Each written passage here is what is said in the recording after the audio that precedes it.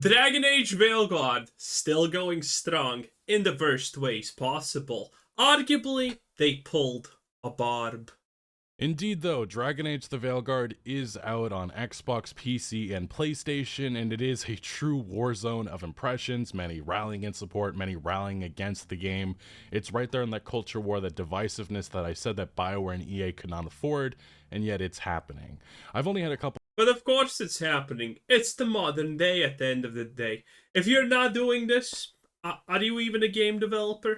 Of hours with the game myself, and I don't really have any strong impressions yet about it, but there are a couple things I did notice, one of which the dialogue options very reminiscent to those like Mass Effect 2, Mass Effect 3 days. One of those mistakes that Bethesda... No, this is honestly not even close. Because you see, the thing is, when in Mass Effect, you click the dialogue option that said investigate, you actually said something that represents the thing that you collect.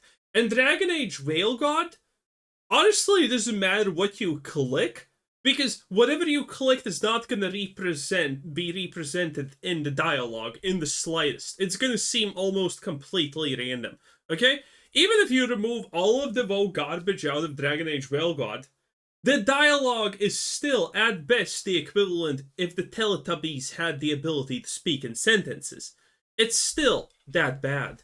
Effect 3 days. One of those mistakes that Bethesda made with Fallout 4. There was so much criticism with that, and I really wish BioWare actually looked at that criticism and learned from it, because having a dialogue option that says, "Are you effing kidding?" and then your character says something completely different, I absolutely hate that in role-playing games. Yep. Not many developers do that nowadays. You know, Bethesda learned from that with Starfield, and we obviously seen other massive... I don't think Bethesda learned anything from Starfield. Shattered Space is proof that Bethesda, if anything, just has quite literally quadrupled down at this point. RPGs go a different route, like Baldur's Gate. Also, I salute all the brothers who have lost hope in Elder Scrolls 6, because it's gonna be real bad.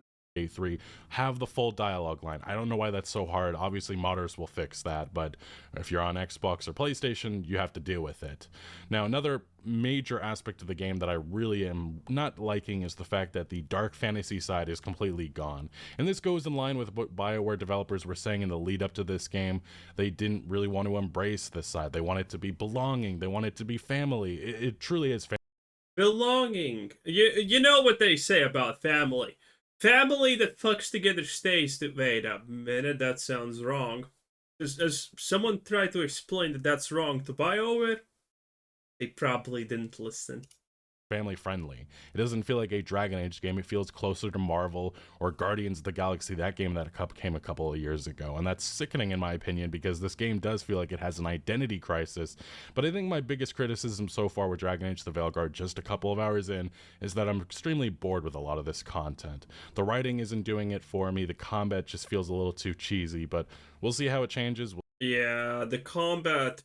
So this is what happens. The combat doesn't have difficulty settings. It just has, hey, this difficulty just means enemies have more life and deal more damage. That's it. Nothing really changes. The enemy attacks are painfully slow and choreographed, so it's almost impossible to get damaged if you're just paying attention to stuff. And the class balance is all over the place, okay? If you're playing a mage, you're probably okay with the combat. It's probably pretty fun. But if you're playing anything else... well, now, sucks to suck. We'll see how it develops, but those are my early impressions of the game. But it does appear that even some notable games journalists feel the same way. Jason Schreier, notable games journalist of Bloomberg, notable games scooper, leaker of sorts, he said, "I actually don't like the game very much, but I do like seeing you chuds get dunked on," which, yeah. Classic Jason, please cuck me, Daddy Schreier. Sad.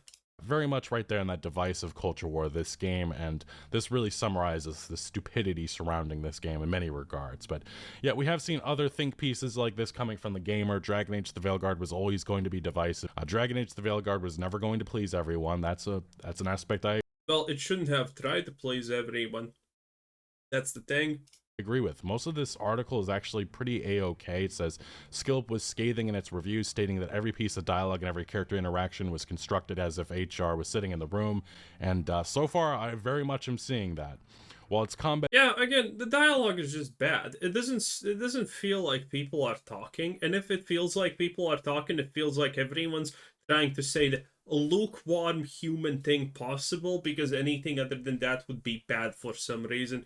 The dialogue is painful. Again, there is even in combat, everyone's just constantly asking, "Are you hurt? Are you okay?" But it's combat. We'll maybe concentrate on what's ahead of you, not these weird throwaway phrases that ruin everything. but is unbearably repetitive, and its puzzle design is borderline insulting in its simplicity. Yeah. BioWare isn't the same. Well, considering the audience that they went for, I think the puzzle design is on point, honestly, because you cannot expect these literal zero IQ individuals to ever solve anything harder than here's the thing next to it. You need to pick up the thing and put it in. Okay? It's not like they're gonna actually solve anything harder than that. Developer it used to be, something I've been singing for a while now. And then this is where this article loses me, and it makes sense because the gamer has been, pretty much an advocate for BioWare for so long. Certain crowds also have an irrational bone to pick with Dragon Age the Veilguard, believing it to be an overly woke and sensitive attempt to push DEI and AAA consumers. I'm sorry, but don't offend me by saying believing. We don't believe, we literally know. It's right there in front of us. These are not part of the conversation, nor do they deserve to be. Which is interesting because we've gotten to this point because of games journalists like the gamer. What we saw with Hogwarts Legacy, their disgusting campaign against that game. You can even look back to Far Cry 5, in which that game got numerous lower review scores because it was an anti-Trump. I'm not even joking, that was some of the reviews for Far Cry 5.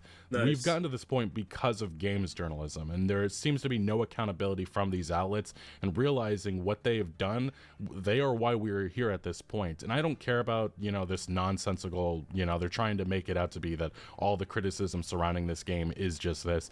But let's be honest, there is preaching that is happening with Dragon Age the Veilguard. We're going to get to that in a second. That's what I opened this video off with, a little mockery, I guess, of sorts. But there is preaching in the game, and that's what people do not like. They don't like force stuff like that, especially in a fantasy game. This is supposed to be escapism to a degree, but for some reason, these outlets just love to ignore that, and they like to gaslight their audiences by concentrating on one specific criticism, which is always the extreme. And we've seen this further with this specific article coming from Aftermath. Nathan Grayson, notorious Kotaku ilk, he said, "The Dragon Age review controversy shows how much YouTube and Twitter have poisoned video game discourse." And again, back to my point, this all has started years. Have they? If this is literally the majority of the discourse, have they poisoned anything? Or are people just fed up with the lies? Before that, we've gotten to this point because of games journalism and the numerous incidents that happened over the years, and the lack of accountability coming from these individuals, which in my opinion is fucking disgusting. No accountability coming from any of these individuals. The character creator. Are you ready to create the twink that you always wanted to be? Because that's your only option. You're gonna be either twinked out, or you're not gonna exist at all, baby. The more you enable these people structurally and systematically, the more footing they gain until they become a default, which is definitely sounding like these individuals are pushing for a cancel campaign. And they aren't specifically talking about, actual YouTubers or, the extreme voice. They're just grouping everybody together. And they go on to say that thanks to algorithmic prioritization on sites like YouTube and Twitter, this is how a growing number of people engage with video games. And then they say plenty of normal people. What are they? Yes, again, the covert attack on YouTube to censor people because the algorithm is doing a bad job. Mean by normal people? Still managed to tune out the hour-long rants and conspiracy theories. What conspiracy theories? But at what point does this rancid flavor of brain rot go from a vocal niche to a borderline mainstream position? And what are the long-term consequences of that?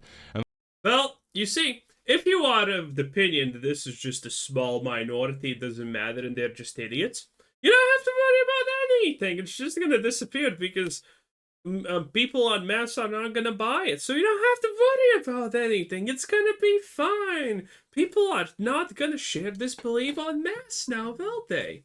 But we know that this is a lie, and that the masses, most normal people in the world, are of this opinion. And then they go on to mention that as this continues to have relevantly convenient on-ramps like searching Dragon Age on YouTube and getting pulled down this rabbit hole, do we reach a point where this is the predominant mode of conversation around games? And look, I will certainly agree with Yes, around bad games, this is going to be the predominant way of conversation. Okay? Again, let's completely ignore the fact that this happens to only very specific games, okay? And it doesn't matter that, yes, it's really hard to define woke. My definition of woke is going to be different than yours and, to other people and whatnot. It doesn't matter that we can't define this. No one is calling Black Myth Wukong woke, even though I personally had actual fears that it's gonna be woke because it's a Chinese thing put into the Western society. That's a big red flag in a lot of cases when it comes to China, but it wasn't. It was awesome. And guess what? People like me, because there were others, by the way, who thought that there is a big risk that this thing turns woke, Black Myth Wukong. It didn't! And guess what? Didn't call Black Myth Wukong woke afterward. How does this happen? If it's a grift to just call everything woke, why doesn't it happen? Why do only certain things classify as that, and other things are left alone and being called awesome? with the perspective that some people, yes, the extremes in which they see any LGBT character, they go absolutely insane. I think a lot of people, especially most of you watching this video, just don't want that forced stuff, especially in a fantasy game like this. But unfortunately, we can't have that conversation because we have two sides of the coin in which you have that one extreme that, go after any and all of that inclusivity or anything with that. And then you have the other side, which is only going to group everything together in that extreme. And I guess it just shows how conversation can't happen, unfortunately. Then they say inmates taking over the asylum or whatever. Is that where we're headed? Because we've seen this in American politics. The more you enable these people structurally or systematically, the more footing they gain until they become a default. And then this article goes after Asmongold, saying that he's made a video that had 1 million views against Dragon Age.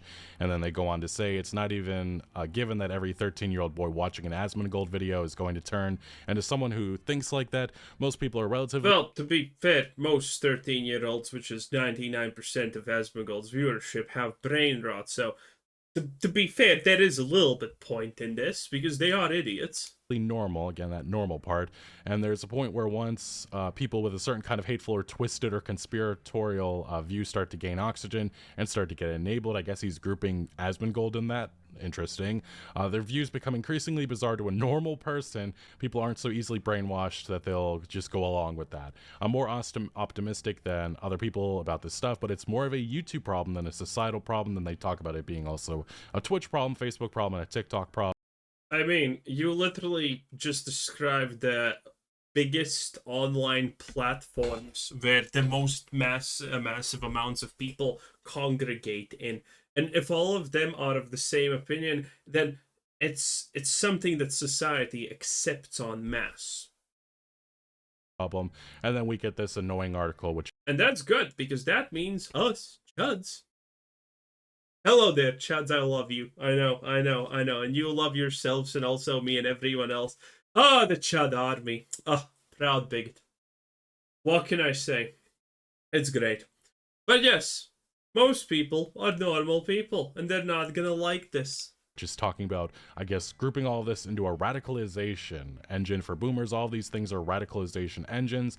They all ended up at the same place, starting at different starting points and blah, blah, blah, blah, blah, which is nonsensical in my opinion. But yeah, these are the think pieces that we are getting surrounding Dragon Age the Veilguard so far, and it's just not surprising at all, unfortunately. But look, the game is off to a very fine performance so far in terms of performance. We're going to get more into that as this video develops, but like I said, one of my big criticisms with the game is the fact that the dark fantasy side seems to be gone. We saw earlier this year, especially when that first debut trailer came out. Well, yeah, we knew that the dark fantasy side is going to be gone for a cheap Fortnite lookalike insert. And a lot of people were nervous about that. BioWare instantly, She may be autistic, but those birthing hips don't lie, boys. They had this reaction saying that it was just as grim as its predecessor. It's not. That was lying. And this is specifically what they said early in the demo in the trailer. You're a part of the world you've been in. Teventer Epler tells me, which he's the narrative director. And based on some of his previous remarks, none of this is surprising. Epler indicated very early on he thinks of Dragon... I'm sorry, the director of Dragon Age is trans, okay? Do I need to say honestly more? Age as belonging, and you see that all over this. He says, Tevinder is known for being a place of high magic. Visually, it's different. Obviously, in Origins, you're in Ferelden, which was grubby, muddy, and very visually different and distinct. That said, it's the first hour of the game, so we're only seeing the prologue. As you go deeper, you'll find that the game can be just as bloody and just as grim at Dragon Age Origins to an Inquisition. For us, it's that feeling of contrast. You get moments of higher fantasy magic coming back to the world through Solas's ritual, but also things get pretty grim and things get pretty dark in some spaces for sure, and we'll see about that. I have not seen any of that, and based on there is none of that. That's a lie. What another BioWare developer said, one of the lead developers on the next Mass Effect game, even they had some concern about, the maturity going away with Dragon Age the Veilguard, and they're trying to reassure Mass Effect is dead. Okay, listen. If BioWare's last shot was Dragon Age Veilguard, that is true. Again, it's gonna fail. We know it's gonna fail. It has already failed. It's not gonna sell even 50% of the copies it needs to make even arguably a profit, okay? And BioWare is dead. But that doesn't mean that they're gonna shut down and whatnot. It just means that they have no chances for the future because it's pretty over for them, okay? And Mass Effect, after this, no one's gonna buy Mass Effect, because they saw what happened with Dragon Age Veilguard. They already have been burned by Andromeda, I'm sorry. And, yeah, what else do you need? The next Mass Effect game is already decided to be a flop, no matter what happens. People are not gonna buy it, okay? The only way that the next Mass Effect game is gonna be a success is it comes out, roughly 1/10 of the people that normally are going to be playing it play it and actually say, wait a minute, this is good. But that's not going to happen. Fans that, no, that's not going away with Mass Effect. It's going to stay there. Which I think that, maybe they're not saying it out loud, but I think that definitely was a reaction to the criticism with this game being a little too soft and being a little too Marvel and Disney. Now, like I said, the game is off to a decent start. We've seen many review outlets saying it's the best BioWare game since Mass Effect 3, which really isn't saying a lot. Typical Games Journal lies. Especially since BioWare, I mean, IGN gave it a 9 out of 10. That's probably all you need to know. Has been, embroiled in so much chaos for a decade or so, and Dragon Age Inquisition had its problems. Mass Effect Andromeda was a dumpster fire, and Anthem, we don't even need to talk about Anthem. We also have amazing articles like this coming from IGN saying Dragon Age the Veilguard launch beats Jedi Survivor to make its EA's biggest ever single-player game on Steam. Wow, that is lies. We also have this one from VGC saying Dragon Age the Veilguard tops the Steam charts, breaks BioWare's concurrent player record, and then PC Games and has Dragon Age the Veilguard beats Inquisition's Steam record by 500% in 1 hour. Okay, I know actually the deal behind the Inquisition's thing. Inquisition did not launch on Steam. Inquisition was put on Steam, I think, multiple years after it actually launched.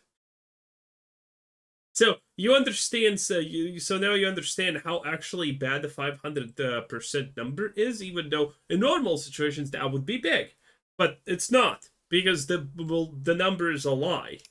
Which you would think that this is a massive achievement, except for the fact there's some interesting details that are missing from this. The good news is it's smashing at the record. Just a single hour after launch has been Dragon Age the Veilguard shoot past the player peak for Inquisition by a whopping 500%. Also, I'm not going to talk about the player numbers, but, again, the quick summary is Dragon Age Veilguard needed to have most likely roughly 200 to 350,000 people playing it day one. It should have peaked roughly at somewhere around 300k, and instead, I'm betting its current peak is still 84k, which is nothing.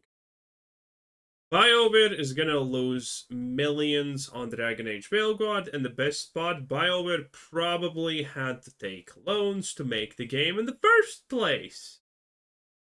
So they're not going to even be able to recuperate the borrowed money that they did take. And that's going to just kind of completely destroy them. What's more, those figures are continuing to rise. At the time of writing, they're currently 733% higher than anything Dragon Age Inquisition has seen. And what's missing from this is the fact that Dragon Age Inquisition only launched on Steam in 2020, and I don't think any other BioWare games were day one on Steam. Don't take my word for that, or they weren't tracked at the very least. So yeah, this is missing that key detail and the fact that, yeah, we have not seen BioWare releases on Steam for a very long time or at all. And Inquisition came 6 years after release. So I don't know, one of those details that I think is important for discussion, but I guess this article didn't want to bring that up for reasons. And like I said, the game is doing fine. If you go to SteamDB right now, you can see that it has peaked, I guess, maybe at 77,000 players. We'll see if that increases, but it's just fine, especially when Could be 84. you compare it to some of the other releases. In terms of RPGs, it's not blowing up. It's not having the success like a Cyberpunk or Baldur's Gate 3, and maybe it was never going to get that. But I guess if we're talking about this game selling millions upon millions of copies of sales, it doesn't appear that it's going to be heading that way, at least right now. Oh no, it is almost 90k, boys. What a time to be alive. Almost 90k. Wow, that is impressive. Also, again, the fact that almost 90k, with the fact that they gave away free copies. With the fact that they gave away free copies. It's over. It's over. Now.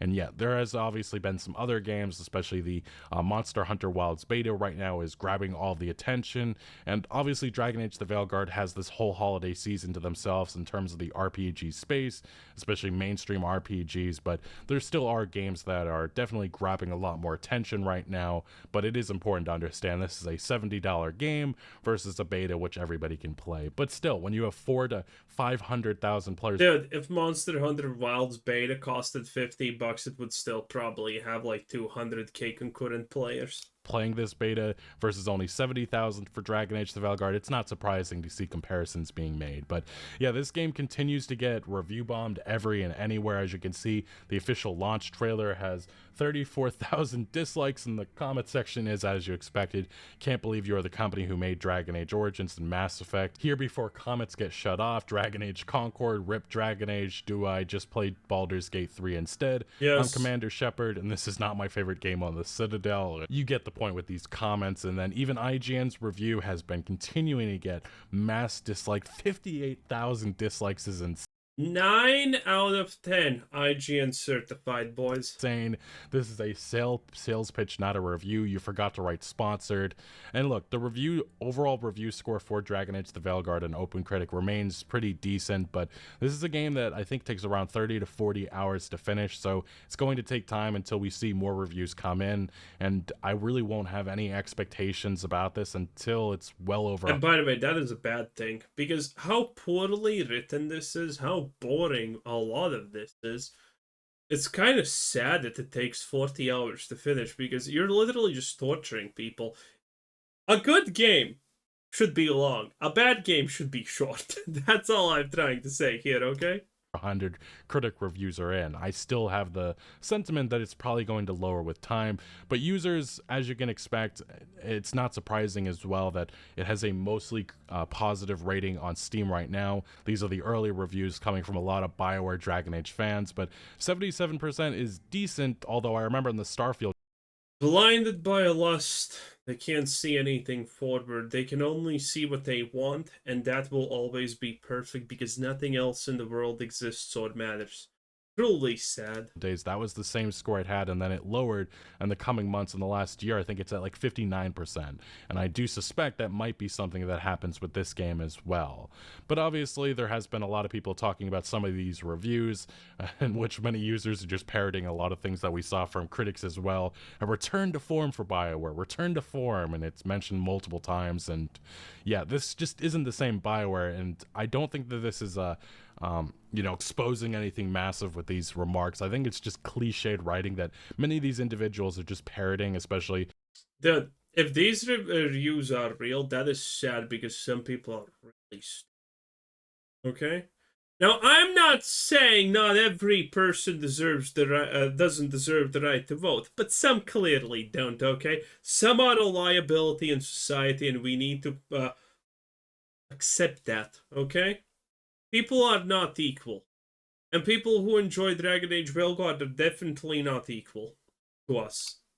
When you see so many critic reviews saying this exact same fucking line. As Biden would say, they are trash. But it is also worth mentioning there is some crashing issues that players have been running into. This is something that has been criticized in a lot of these Steam reviews. And yeah, the review bombing effort has, here it is, it's on Metacritic, not Steam right now, but 3.3 out of 10 on PlayStation 5. Graphics is mediocre at best. The story is boring and half the conversation felt forced and outright unnecessary. Ugly character designs. What's the point of character customization when your choice is between ugly and ugly? Awful game. And yeah, I will say about the character customization, I absolutely find it hilarious that the sliders for your men are feminine and females are ugly. 10 out of 10. butt or breast, they don't at all work, which, for a game that has so much character customization options and flaunts that as one of the biggest selling points, the fact that you can't do any of that, just rather interesting, very suspicious in my opinion. And yes, it's a battle of zeros and ones and nines and tens right now. A fantastic sequel which surpasses so far everything I had hoped for, and these reviews are hilarious because these individuals have only had a couple of hours to play this game. From bad graphics, horrible dialogue, forced DEI, doing push-ups for misgendering, etc., a game for blank. First of all, this is no longer a Dragon Age. The game doesn't have good environments and an interesting story. The game doesn't work at all. 10 out of 10. As others have noted, when Metacritic users are review bombing the game, it's unfortunate, as it's likely one of the best single-player experiences released in the last year. Gameplay is fun, graphics are great, and the game improved, fixed my frustrations with Inquisition. Nothing about story, though, I guess. You guys ruined Dragon Age with political intros and ideologies. It feels more like gender ideology, indoctrination than even a game. You guys should be ashamed of yourself, ruining a Dragon Age. Jesus. And yeah, this isn't just PlayStation 5 reviews, it's also PC, which it has a 2.0 out of 10. Jesus, that's a lot worse than I actually expected. Damn. Never laughed so hard in my life. 1.5 hours of sheer laughing bliss. Then I refunded. All in all, I'd say the experience was a 12 out of 12. Thanks to all involved. And the Xbox score, same thing. So yeah, this is the sentiment. This is the culture war stuff that I expected with Dragon Age, and it is very much happening. And it also makes sense that Xbox and PlayStation are the same because, again, if you're buying this on, well, you're probably not buying it. You're just playing it through a Game Pass or PlayStation Pass or whatever it's called, And again, consoles. If you're playing on console only games, you are a gamer light at the end of the day, okay? You're kind of almost a gamer, but you're not really respecting yourself. And it isn't just Metacritic review scores, it's also Google reviews. Many have gone to 2.2 out of 5 stars.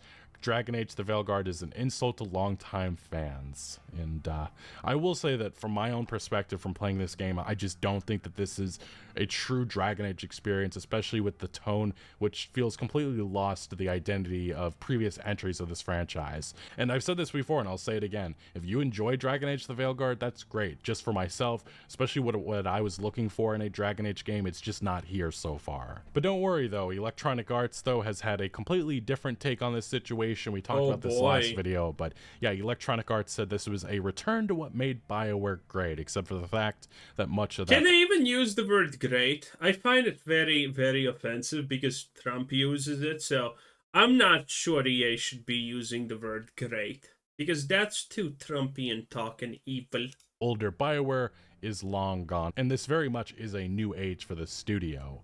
And we did see an interview coming from GQ with the developers, and I thought this was interesting. BioWare's last stand is Dragon Age the Veilguard worthy of Mass Effect's legacy. I don't know why it's being compared to Mass Effect. Why not Dragon Age's legacy? Oh, no. After 10 long years and 2 big misses, BioWare's return with Dragon Age Veilguard. Its creation has been messy, but its makers are confident in their comeback story. And this article goes on to mention that a community is no guarantee of positivity. Players have derided key design decisions from art to tone. The team's greatest fear is repeating history. And yeah, I will say there's a lot of Anthem in terms of writing so far within Dragon Age the Veilguard, and that makes me scared for the many hours to come. The team enlisted a group of fans nerdily named the Council to help filter the ambient static. We know what people want to see because it's the shit we want to see, said one of its members. It's just all so tiresome. It's just all so tiresome at the end of the day. When these people try to pretend that they're your friend, that they understand you, that they stand for the same shit as you, how do you not feel disgusted by your own poison?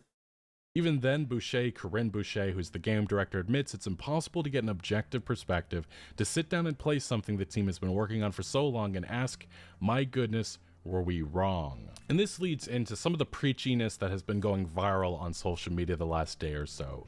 As Yep. this article says, this Dragon Age Veilguard cutscene where BioWare lectures the player in misgendering is just as ham-fisted and embarrassing as it sounds. And this is the specific clip. Eric Kane. Oh yeah, we have all seen this. This is just absolute. Well, I mean, it's Dragon Age Veilguard, boys. There you go. Legacy Kill HD, 10 out of 10. Bye.